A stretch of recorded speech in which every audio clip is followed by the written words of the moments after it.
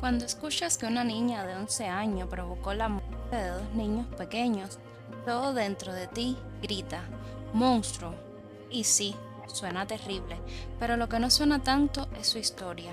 Una historia de abandono, dolor, violencia, donde nadie vio a esa niña hasta que fue demasiado tarde. Esto no es un video para justificar, es para preguntarnos qué puede convertir a una niña en alguien capaz de quitarle la vida a otra persona, y en este caso a dos niños. Entre la culpa y la inocencia, entre el castigo y la compasión, también existen matices. Y el caso de Maribel está lleno de ellos. Bienvenido, bienvenida a Entre Matices, un espacio donde hablamos sin extremos, donde lo gris también tiene voz y donde el humano, con sus dudas, contradicciones y búsquedas, es lo que más valoramos. Comencemos.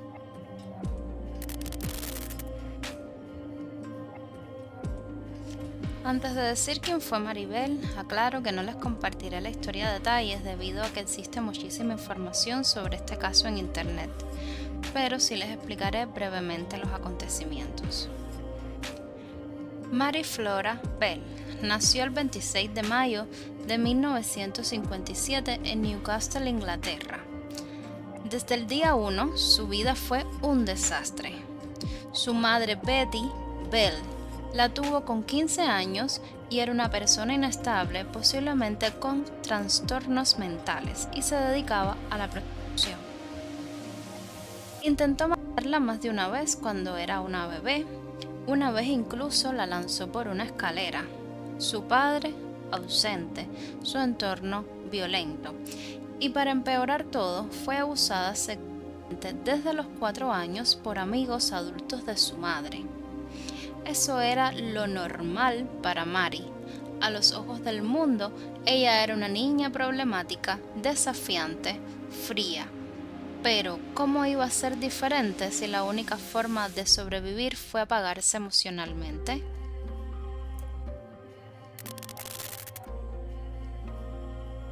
El 25 de mayo de 1968, un día antes de cumplir 11 años, Maribel llevó a Martin Brown, un niño de 4 años, a una casa abandonada.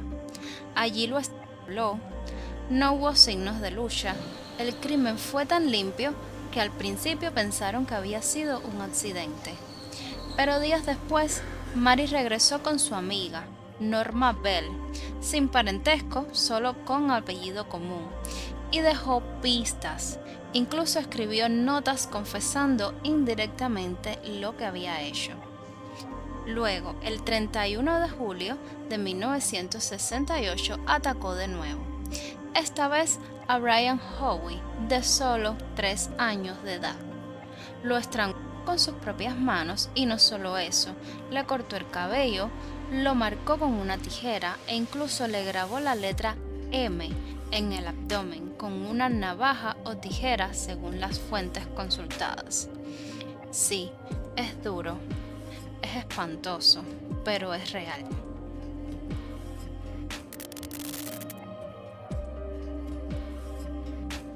Durante las investigaciones, Mary comenzó a hablar, a contar versiones confusas, a dar detalles que solo el asesino podía saber. Y aunque Norma intentó desviar la atención, ambas fueron detenidas. Durante el juicio, Mary fue descrita como manipuladora, fría y peligrosa, pero también se presentó un diagnóstico.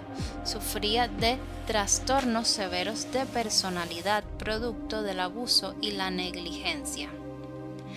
Mary fue declarada culpable de homicidio involuntario por responsabilidad disminuida. El jurado tomó esta decisión después de escuchar los resultados psiquiátricos que decían que tenía los clásicos síntomas de una psicopatía. Fue sentenciada a la llamada pena ad Her Majesty's Pleasure, es decir, una sentencia a prisión indefinida. Norma fue absuelta de ambos cargos, pero internada en un psiquiátrico por traumatismo. Desde el momento en que fue presa, Mary fue centro de atención de la prensa británica y de la revista alemana Stern.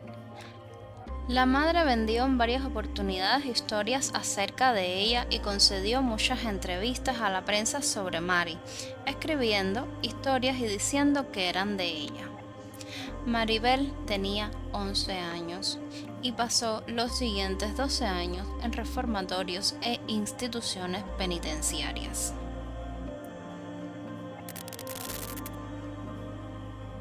En 1980, con 23 años, Maribel fue liberada.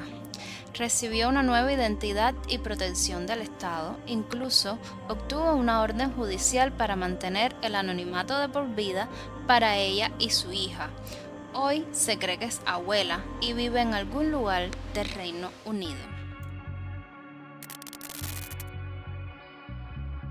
A modo de conclusión y antes de comenzar a ver lo que este caso nos deja, me gustaría responder esa gran incógnita que se hace la psicología y la neurociencia.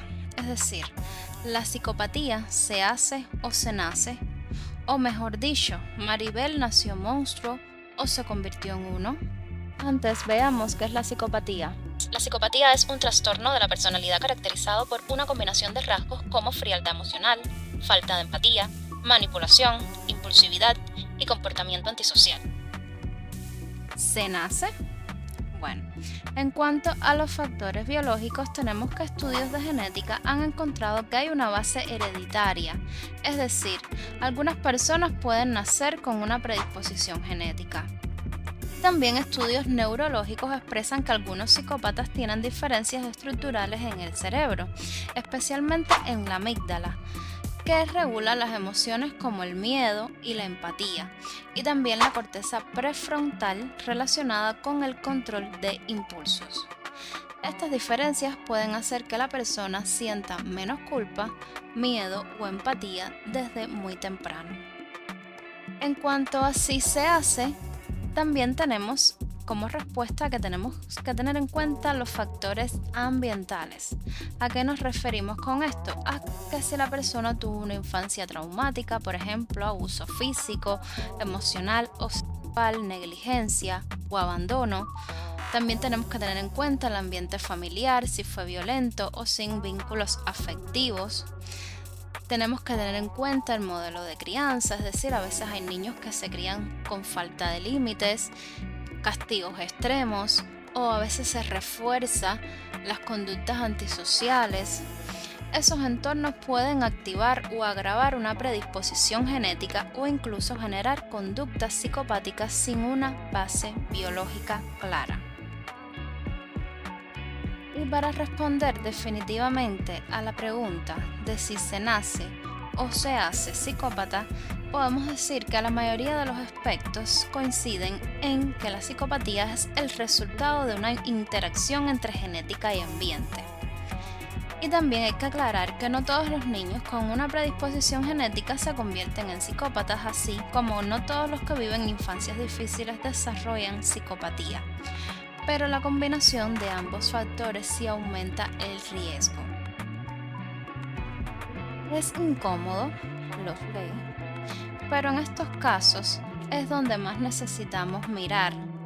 Maribel fue victimaria, pero también fue víctima, y eso no es justificar, es entender, porque si seguimos ignorando lo que hay detrás de cada monstruo, solo seguiremos fabricando más. Este caso no es solo un crimen, es un espejo de todo lo que ignoramos: el abandono, el abuso infantil, la salud mental, la desigualdad y la necesidad de ver al otro más allá de sus actos. Maribel no fue solo una niña asesina, fue también una niña rota que creció en un mundo que no quiso verla, hasta que ya fue demasiado tarde. Monstruo, víctima, para mí tuvo un poco de ambas, pero quien de verdad pienso que debió ser encarcelada o ajusticiada de alguna forma fue su madre, Betty Bell, que lejos de cuidar, educar y proteger a su hija, la destrozó. ¿Y tú qué crees de este caso? Déjame en los comentarios tu opinión y si te gustan este tipo de videos. Esto es Entre Matices, un canal donde no venimos a señalar, sino a preguntarnos, donde la empatía no es excusa, pero sí es una forma de ver más allá. Si te interesan estas historias contadas desde lo humano, desde lo incómodo y desde lo real, regálame un me gusta y suscríbete, porque entre lo blanco y lo negro existen matices, y ahí muchas veces está la realidad.